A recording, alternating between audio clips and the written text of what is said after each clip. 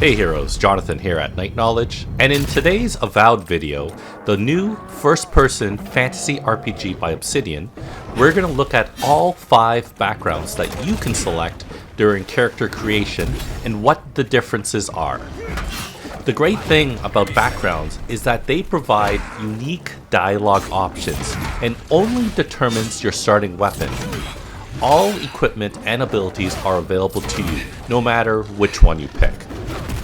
There are 5 backgrounds: the Arcane Scholar, the Court Augur, the Noble Scion, the Vanguard Scout, and the War Hero.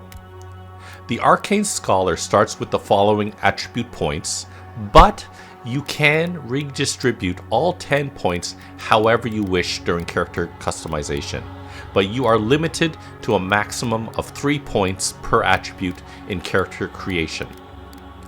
The Arcane Scholar will start with a dagger, which does the least amount of damage for all of the starting weapons, but is fast, requires the least amount of stamina, and has the highest crit chance.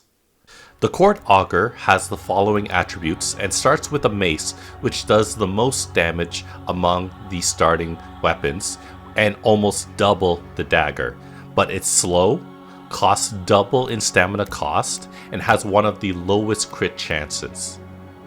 The Noble Scion is next, and they start off with the sword, which has middling stats, having wide slashing normal attacks and a thrusting stab power attack.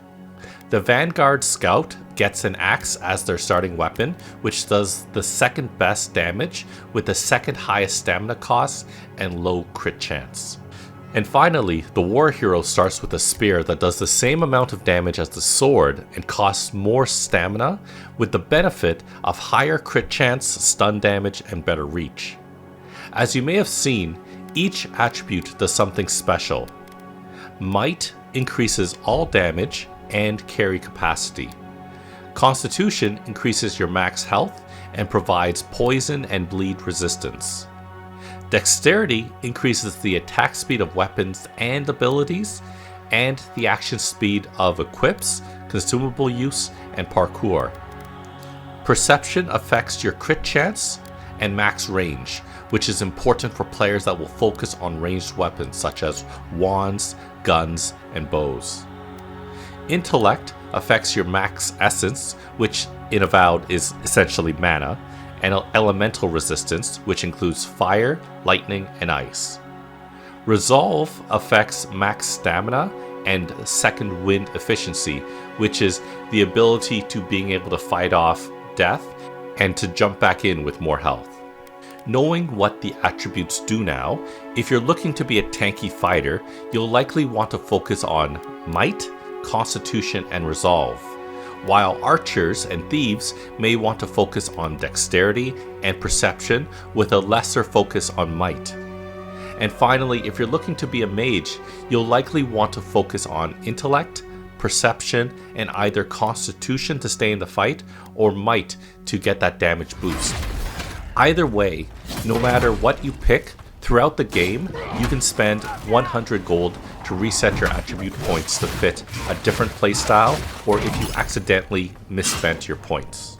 So knowing how attribute points work now, let's go back to the 5 backgrounds and see what classic archetypes they fall into. It's easy to see that the War Hero background is built for a tanky fighter, while the Vanguard Scout has attributes of a typical archer. The Arcane Scholar and Court Augur are your mages. Pick the Arcane Scholar if you want to deal more initial damage, or the Augur if you want to have more stamina and be better with wands. And finally, the Noble Scion is like a jack of all trades.